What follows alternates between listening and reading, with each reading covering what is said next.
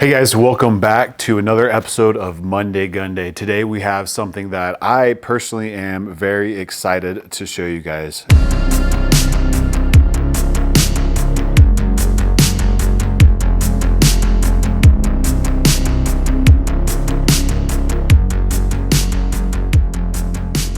This was something that I saw at SHOT Show 2025 and I thought it was super cool. Super excited about this new Staccato HD P4, especially for future versions like the P4.5, which will be a 4.5-inch barrel with a sight block, but that's not out yet. This is the one we have. This is kind of a redesign of the Staccato pistol. They're 2011, and I think a lot of the new features on this gun are absolutely necessary, and that is one of the reasons why I was so excited about it. The first thing you probably heard about this is it accepts Glock style magazines, which is pretty cool. We all know 2011 magazines can be kind of finicky, or double stack 1911 magazines, and after a lot of use and a lot of time they can require some tuning and some correction in the feed lips, and overall they're just not a great magazine and they're super expensive. So being able to use one of these, and if you're like a lot of shooters, you probably have 15 to 20 of these just lying around. That is super convenient. Another thing that stands out automatically is their new optic mounting system, which is really cool.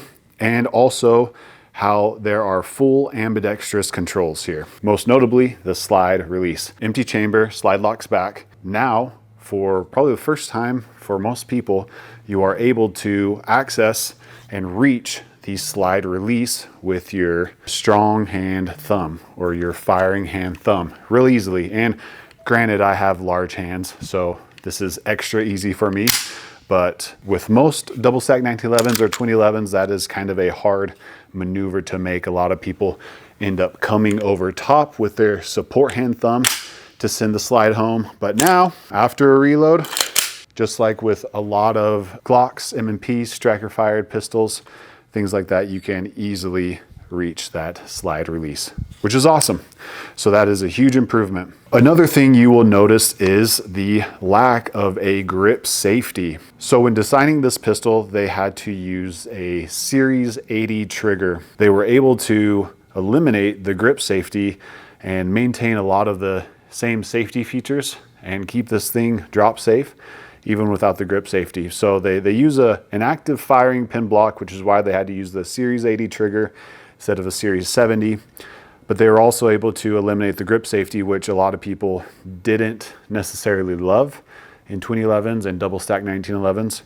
And in doing so, they were able to raise the beaver tail a little bit more in the back, allowing you to get a higher grip on the gun and therefore lowering the bore axis, which all those things improve the shooting experience with this firearm. Theoretically, it will make it feel softer, smoother, less snappy, less muzzle rise, because you're able to get more leverage on the gun as it's reciprocating. So those are some of the main things they changed, and overall I think they did a great job. I think this thing looks good, I think it feels good, and I'm hoping that it shoots good.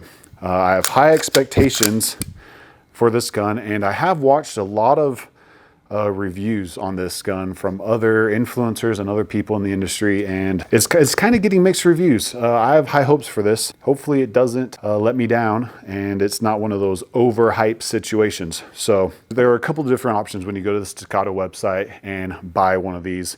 We bought two of them, one to use for holster fitment and development and things like that, and another one to go out and shoot and test and to capture media on. So we bought the standard package, which came with a silver barrel, the non-DLC barrel, I should say, and it came with only two magazines. These are the Metgar magazines, and they are 18 rounds. They have another option that is the preferred package, and it comes with a DLC coated barrel, and it comes with 3 magazines. That one's a little bit more expensive, and then I think that one is $26.99. This one here, the standard package, is $24.99, so about 2,500 bucks straight from Staccato. And then the kind of top tier package is the Premier package, and that is $29.99. It comes with a DLC coated barrel, and it comes with different slide cuts and windows. There are actually deep cuts here and windows that look pretty cool, exposing the barrel a little bit. And also the Premier package will come with 4 magazines, so you're getting more magazines. It's more expensive. You're getting right at that $3,000 mark. And unfortunately, no magwell came on this one, and there were no magwells in stock that we could buy before reviewing this. And it also did not come with any optic plates. Now, when you buy one on the website, it gives you the option to buy the optic as well as the optic plate, all right in the same package. But that was not available to us when we first ordered these. So we had to wait and then find an optic plate to mount this Delta Point Pro. But it's a great mounting system, and it still sits really low. And you just have this little thin optic plate, and the only 2 screws you're using are these 2 that are shown here. So they go through the optic plate and straight into the slide. You don't have to mount the optic plate separately and then mount the optic to the plate. Things like that kind of get a little messy. So that is the HD P4. Let's take it out to the range and see how it shoots. Made it out to the range. We have the P4 and a Woodland Axis Elite that I will be using today. We'll be shooting the same drills that we always shoot, which are a back-to-back bill drill. That's 6 rounds at 7 yards, going for A-zone hits. We'll also do a back-to-back 3 reload 3, working the controls of the gun, getting a reload. Once again, no magwell on this, so we'll see how that goes at 7 yards, going for A-zone hits. We'll put up a B8 target and go back to 10 yards and check a 10 shot group with this. So let's start with the bill drill. Back at 7 yards.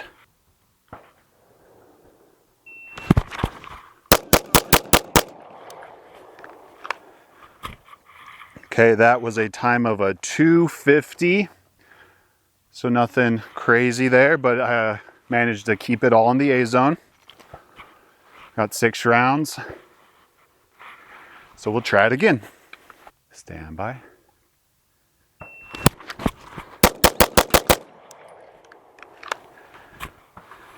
Okay, didn't have a great draw. That was a 231, and I threw my first shot. I felt like I was rushing to compensate for the draw. That was the first shot there, but then brought it back in. This gun, initial impressions, this is the first time shooting it aside from zeroing the dot. It's a pretty manageable gun, and doesn't feel snappy or anything like that. Not hard to control by any means. And I felt like I could keep that dot on target pretty good throughout that string of fire. But now let's check out the slide release, because we'll go to slide lock on this 3 reload 3. So I'll download this mag. So that sets me up to go to empty, and then I'll reload. That's arguably my favorite part about this gun, is not only is it ambi, but it also has the extended slide release levers. So should be able to send that slide home quickly with my strong hand thumb.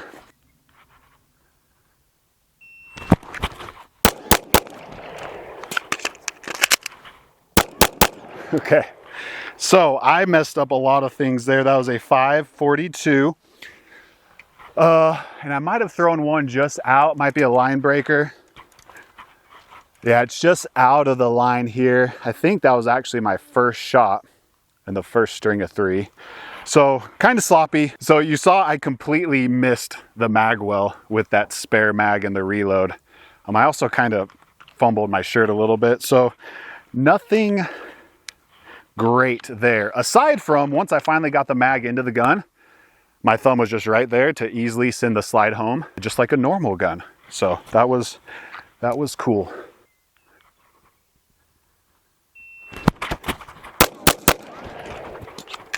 Okay. I'm messing up parts that aren't even related to the gun here, so we're gonna try that again. Those were clean, by the way. Stand by.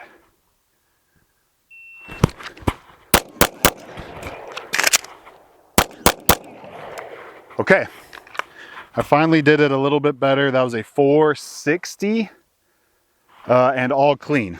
So we can take a look at the target. So, I mean, that was from the first string of 303 and that was from the bill drill. So we can see that if you are able to get that spare mag into the mag well of the gun, the rest is simple. We're at slide lock here, right? Empty gun, empty mag. What I mean is, and I have big hands, but this shouldn't be much of a problem for anybody really.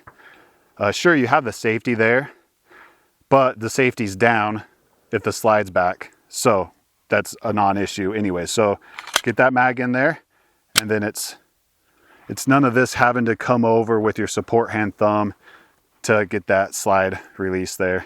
It's just really nice. So I like that. Now we are back here at 10 yards or 30 feet. Not crazy far, but we have a B8 target there, and the goal is to get all 10 rounds in the 10 or X ring, just to see how accurate we can be with this gun and how we like the trigger.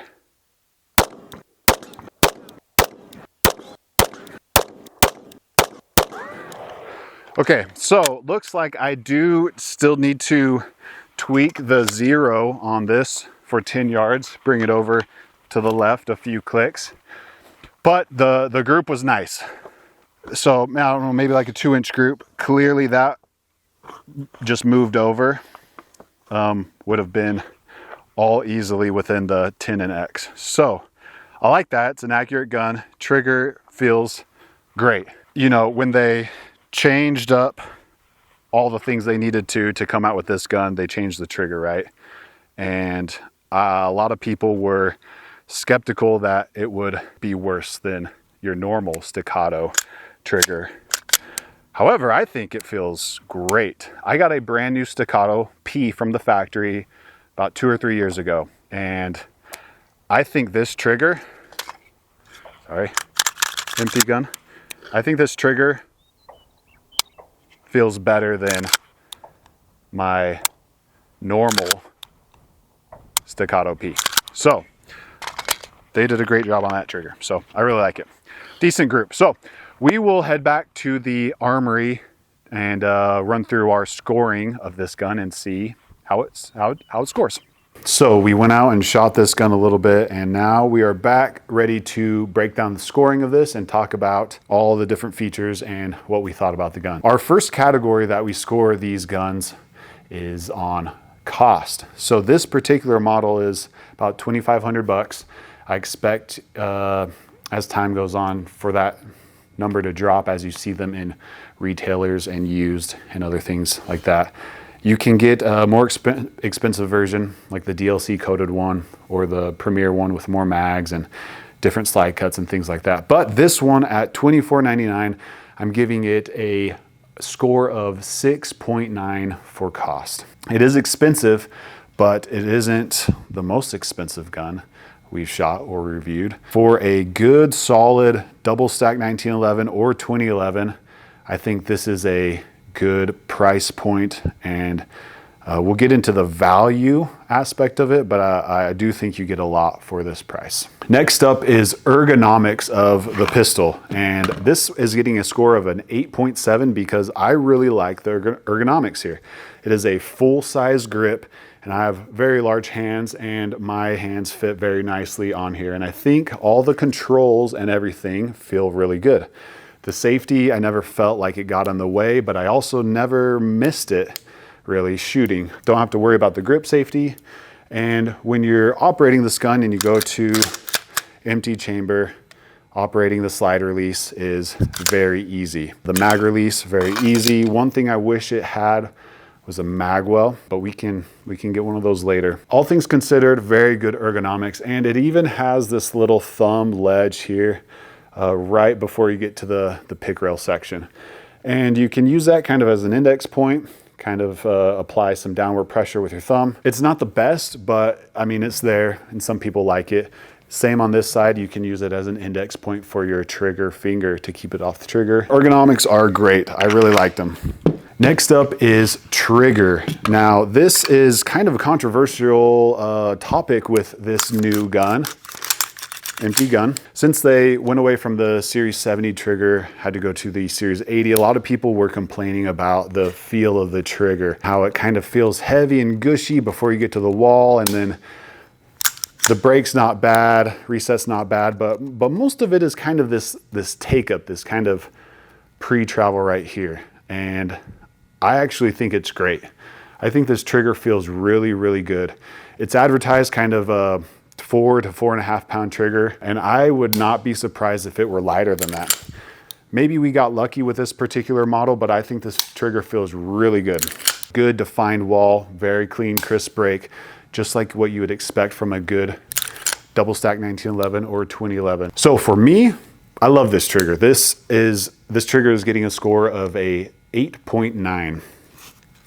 Next up, we have bore axis. The level of the bore compared to the leverage point up here you can get in the beaver tail with your grip. As I mentioned before, they got rid of the grip safety. We're able to lower the bore axis by moving this beaver tail up a little bit. That is a great feature. I really like that. And you can feel that when you're shooting it, because this thing feels very soft and very manageable as far as recoil goes. And that is why I'm giving it a score of 8.5.